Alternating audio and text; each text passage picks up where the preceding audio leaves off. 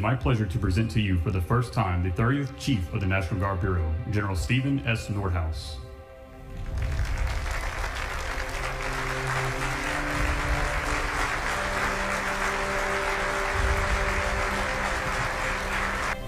So as you step into this pivotal role, I know that your profound understanding of the complex authorities and relationships in this vast organization, your trust and confidence in the incredible men and women who fill these ranks, and your unyielding commitment to serving them and our nation position you, Stephen, to continue Dan's impressive legacy and carry us forward to even higher levels of excellence. I'd like to thank General Grass, who took a chance on a 180th Fighter Wing Commander who had never been to the Pentagon before and brought me here. And to General Engel and General Hokanson, Kelly and Sally, thank you for believing in me and giving me an opportunity, along with General McKinley and all the previous 29 chiefs who came before me. Senior Enlisted Advisor Whitehead, to you and all the previous Cs. The enlisted corps of our Department of Defense is a shining light for our entire force and how we fight, and it's an example to the world. And I know everybody else wish we had what we have, and it's thanks to you being here and to the other Cs. Really, at the end of the day, and I know you've heard this, but it is so important. Look around your team and take care of each other. This is a great morning for the Delaware National Guard and the state of Delaware as our soldiers are preparing to respond to Florida and help support the citizens and the other first responders that are operating in and around the entire Florida region for hurricane response. We're going to be rolling out in 30-minute intervals, so truck one leave, 30 minutes from there, next truck will leave. Everybody understand? They're getting ready to begin almost a 1,000-mile convoy over the next 3 or 4 days it'll take to get down there, and they'll be prepared when they get on site to support the leadership that are all working to try and bring some semblance of normalcy back to the state of Florida. We do convoy training all the time. We do medical training. It does help us with this mission. We are responding with a transportation company, but there are still challenges. The 262 assistant at 1049th, we are integrating with their unit, and it has gone very smooth because many of our soldiers have worked together. It feels great. I've been doing this for I'll be retiring next year, and for the 20 years I felt like an honor doing this with the deployments with this mission, and we are not only serving Florida, but we are also serving our citizens of Delaware.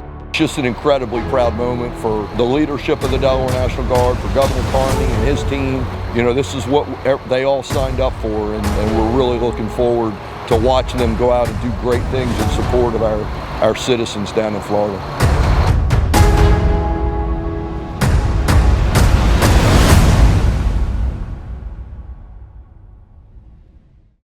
Fall Festival is this coming weekend, October 4th and 5th. It's an opportunity for people of all ages to see a high-intensity aviation show and classic car show while helping to support local nonprofits. There will be a mix of vintage aircrafts and modern aircrafts, and we spoke with Linda Price, the president of the Greater Georgetown Chamber of Commerce, who tells us this event is special for those who like to show their support for the military and see them in action. This is something that's near and dear to my heart. I grew up as a military brat, so our event revolves around military history and aviation. So it's very much a unique event. We're probably going to have 25 to 30 aircraft. We have a team that's coming in from Easton, Maryland, that's going to do a flyover, which they did about 10 years ago. It was a great sight for everybody to see. But then they're coming and they're going to put their planes on the ground, and they're going to enjoy the day with us. Now on Friday, October 4th, they will hold a pathway for aviation programs for middle and high school kids. They'll get to meet aviation schools and vendors to learn about the different career opportunities out there. And on Saturday, starting at 10 a.m., there will be an opening ceremony, flower bombing, parachuting, live music from the local band Flipside, a car show, food, games, and much more. You can even book a ride on one of the vintage Warbirds. And something new this year is their partnership with Cars and Coffee annual toy drive. So we are a drop-off point. So we encourage people to bring a toy and drop it off at the car show trailer, and then we'll gather everything that we have. We're hoping to have a huge supply of toys that we can participate, and we're just excited to be able to do that and to be able to give back. Now again, the event will kick off with a beach party October 4th and will continue with the main event on Saturday, October 5th. Now, Delaware Coastal Airport will be closed the day of the show, so all parking will be at Sussex Academy with tram transportation. But the event is free. Parking will be $5, and for more information, you can visit wings-wheels.com. These are the well-deserved medals that were posthumously awarded to a hero lost decades ago. It's taken nearly 10 years, but today a local family received the high honor. WBOC's Todd Carley is in the Newsplex with the story of this long journey. Todd. Yeah, David, Benny Ruffalo served in the Korean War with the 65th Infantry Regiment. Now, more than 60 years after that war ended, that regiment was awarded the Congressional Gold Medal. But it took a while for that medal to reach his family. Today in Milford, Rafalowitz's sister Jenny received her brother's Congressional Gold Medal. Benny Rafalowitz passed away in 1965 at the age of 33. The 65th Infantry Regiment was based out of Puerto Rico and fought many battles in the Korean War. It wasn't until 2016 that the regiment was awarded the medal, which is the highest civilian award in the nation. Because Rafalowitz had passed away many years ago, the Milford VFW says it took almost 10 years for the government to find his family. Well, they did, and today Jenny Rafalowitz gladly received the medal on her brother's behalf. He'd probably been thrilled to death. I mean, I wish he had, we both are old, but I wish he could have lived to accept it himself, really. But I'm going to guard it with they're beautiful. They're beautiful. She also received the Ambassador for Peace Medal from the South Korean Embassy. It's South Korea's way of saying thank you to our veterans who served in Korea during the Korean War for bringing peace to them. 2 medals long overdue for delivery, but received with immense pride. And the entire 65th Regiment was honored for their service in World War I, World War II, and the Korean War. David? Very nice.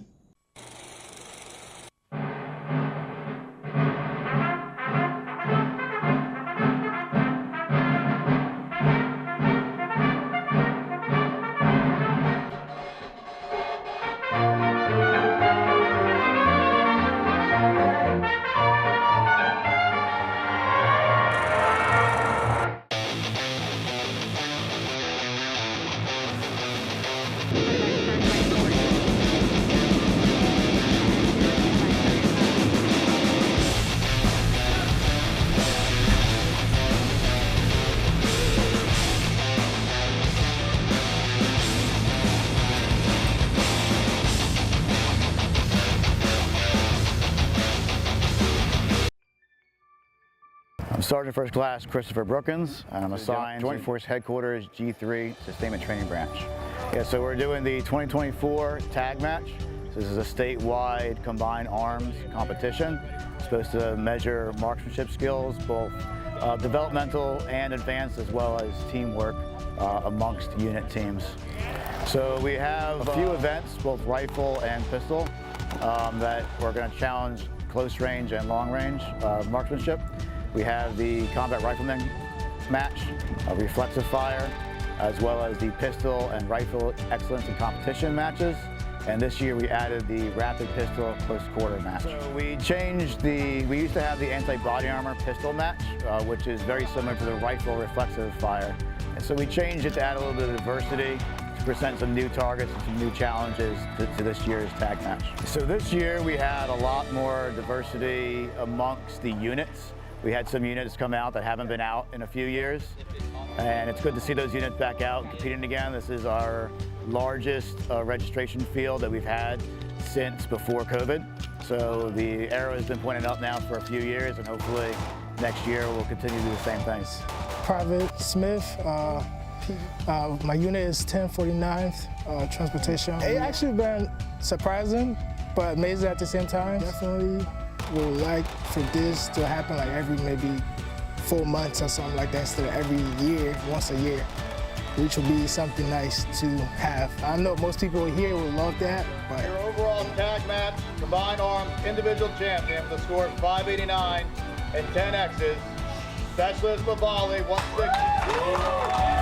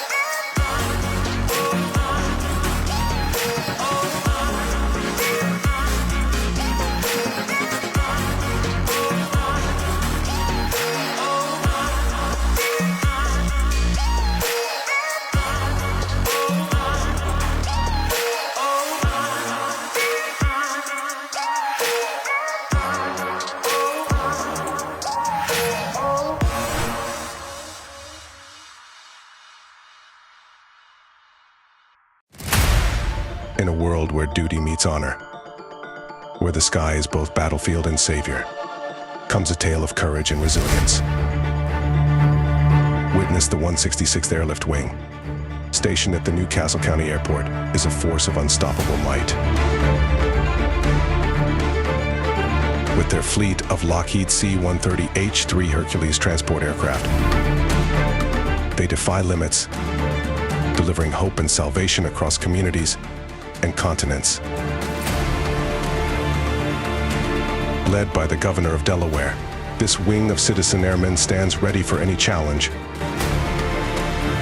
From daring aerial maneuvers to strategic warfare and tactical airlift, their mission? To protect life, preserve peace, and secure the future. But when duty calls, they don't just answer, they soar, embodying the true essence of heroism.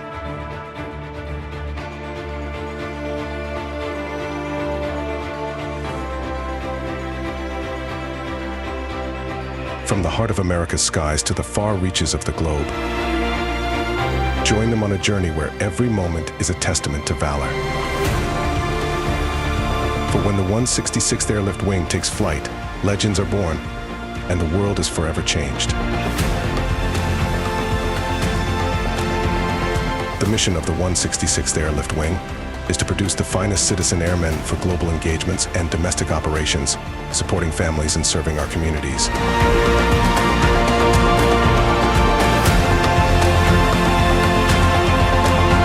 This is not just a wing, it's a symbol of unwavering resolve.